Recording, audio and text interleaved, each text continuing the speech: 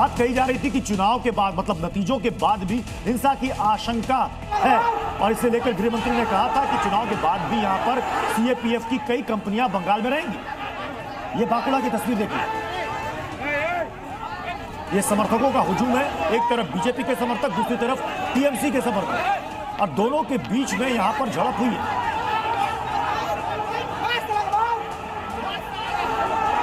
मैंने इसलिए सवाल पूछा भी था कि क्या बीजेपी की सरकार बनने के बाद और ज्यादा सीएपीएफ को तैनाती बढ़ानी पड़ेगी। शुभेंदु अधिकारी का बयान सामने आया जिसमें उन्होंने ये बात साफ कही कि हमारी सरकार बन रही है, अब सभी गुंडों को सीधा कर दिया जाएगा।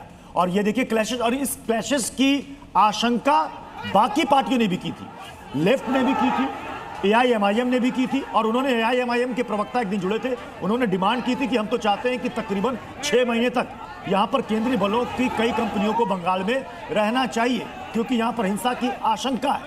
और ये देखिए आज जब नतीजे वाले दिन है यहां पर क्लैशेस हो रहे हैं। की पुलिस अब तक टीएमसी के काडर की तरह काम कर रही थी, अब नियम से काम करना शुरू करेगी। और यही कारण है कि वहाँ पे जो लोग अब टीएमसी के लोग गुंडागर्दी करते थे और पुलिस उसको छू नहीं पाती थी, अब वो जो गुंडागर्दी करने वाले लोग अरेस्ट भी होंगे, उन पर कार्रवाई भी होगी। देखिए तो लोकल प्रशासन 1000 वोट से भी कम का सीएपीएफ के साथ काम, ये बड़ी अपडेट है। 35 सीटों पर 1000 से भी कम वोट का अंतर है। 12 सीट पर टीएमसी 1000 वोट से आगे। ये पिछली बार भी लगभग यही हुआ था, पिछली बार भी यही हुआ था, 1000, 2000, 5000 ऐसे कम अंतर वाले नहीं। बता दूं मैं आपको, जो इलेक्शन कमीशन की वेबसाइट पर है कि बीजेपी को 45% वोट मिला है और तृणमूल कांग्रेस को 41%, 3-3.5-4% का अंतर है। इसी से साबित होता है कि वोट का अंतर जीत हार का 1000, 2000, 1500 का ही ज़्यादातर जगह होगा। और इसी वेबसाइट में एक जगह और दिखाया गया है कि ईस्टर्न रीजन में तो है ही बीजेपी को, लेकिन सदर्न रीजन में भी बीजेपी को सीटें खूब मिल रही हैं।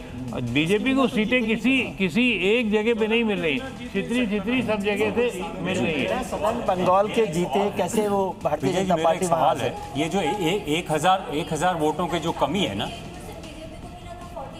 इस बार बिल्कुल रिवर्स हो गया। इस बार रिवर्स हो रहा है, इस बार रिवर्स हो गया। वोट शेयर भी बीजेपी का बढ़ गया। की जो गैप बता रहे हैं कि 1000 वोटों का दोनों में गैप है, इसमें उन वोटों की कितनी भूमिका है जो एसआईआर के जरिए काटे गए थे, इस सवाल पर भी चर्चा हुई। आपको इसका सबसे अच्छा उदाहरण मतलब क्या साबित करेंगे, जरा ये बताइए। साबित नहीं कर रहा मैं सिर्फ एक सवाल उठा रहा हूँ। जो 90 लाख वोट कटे एसआईआर और जो भवानीपुर में 51,000 वोट कटे, उनकी क्या भूमिका हो सकती है?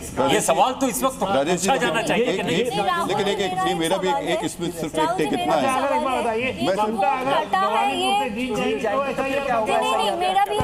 अगर जीत जाएंगे तो उनकी खुशी, मैं क्या लेना देना। एक चीज राजेश जी नहीं दिखी, एसआईआर में जो 60 लाख लोगों के नाम कटे, हमारे रिपोर्टर्स ग्राउंड पे घूम रहे हैं, तमाम चैनल्स के लोग घूम रहे हैं, वो 60 लाख लोग दिखाई क्यों नहीं दे रहे थे? सही बात है, दिखाई क्यों कहाँ थे? सड़क पे क्यों नहीं आ रहे? जिनके वोट कटे ना तो वो वोट वाले दिन बाहर दिखाई दिए, ना वो सड़क पर उतर के ये आए कहने के लिए कि हमारे वोट काट दिए गए। 60 लाख लोग सर बहुत बड़ी होती है। कैसे बोल सकते हो आप कि तृणमूल का ही वोट बैंक? मेरे मन में ये सवाल बड़ा बहुत दिनों से घूम रहा है इस बात का कि 60 लाख लोग हैं।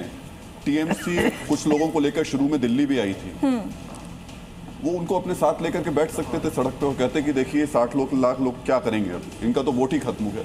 एक आदमी कहीं नहीं दिखाई दिया। इस इलेक्शंस में हमारे रिपोर्टर पे कोई आदमी ये कहने नहीं आया कि इस बार मैं वोट नहीं डाल पाया। ये फैक्चुअली इनकरेक्ट है राहुल जी। मैं आपको चैलेंज नहीं कर रहा हूँ, मैं सिर्फ ये कह रहा हूँ।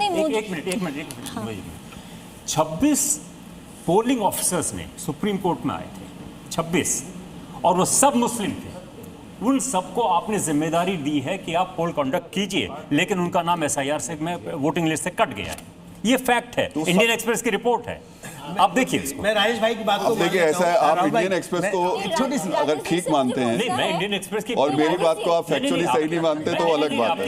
और मेरा कहना ये है, ये बात नहीं है, मेरा कहना सर, मेरा कहना सिर्फ इतना है कि आपको वो 60, आपको वो 30 लोग याद है उनके एफिडेविट से। सर मैं मान गया, राजेश भाई की बात को मान लूं राहुल भाई, तो इस बार ये होना चाहिए कि जो पोलिंग एजेंट यानी जो स्टेट गवर्नमेंट के ऑफिसर हैं, जिन्होंने एन केन प्रकरण सर्विस जॉब पाली और पोलिंग एजेंट बन गए, उनकी भी जांच होनी चाहिए कि वो यहाँ के नागरिक हैं या सरकारी नहीं। कर्मचारी है भाई। वो नहीं, सरकारी कर्मचारी तो आपने कैसे नौकरियां मिलती है सब जानते हैं, उसकी भी जांच होनी चाहिए। नहीं, मुझे राजेश जी से बात करना है। राजेश जी, आप मुझे ये बताओ कि टीएमसी का वोट ही क्यों है? आपको ये क्यों लग रहा है कि सिर्फ टीएमसी का वोट कटा है? मैं अगर दिनाजपुर से लेके आपका संदेश खाली तक अगर देखूं, उत्तर बंगाल से लेके दक्षिण बंगाल तक 70 ऐसी सीटें हैं जहां पे अंतर टीएमसी और बीजेपी के बीच में 5000 से लेके 15000 वोट का अंतर था।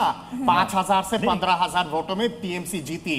ऐसा वो समय तो एसआईआर हुआ नहीं था, तब भी अगर इतना क्लोज मार्जिन था तो ये खुद ममता SIR बनर्जी का क्लोज मुद्दा मार्जिन था। नहीं बनता है बंगाल में। 1956 वोट के अंतर से ममता बनर्जी नंदीग्राम से आ रही थी। इस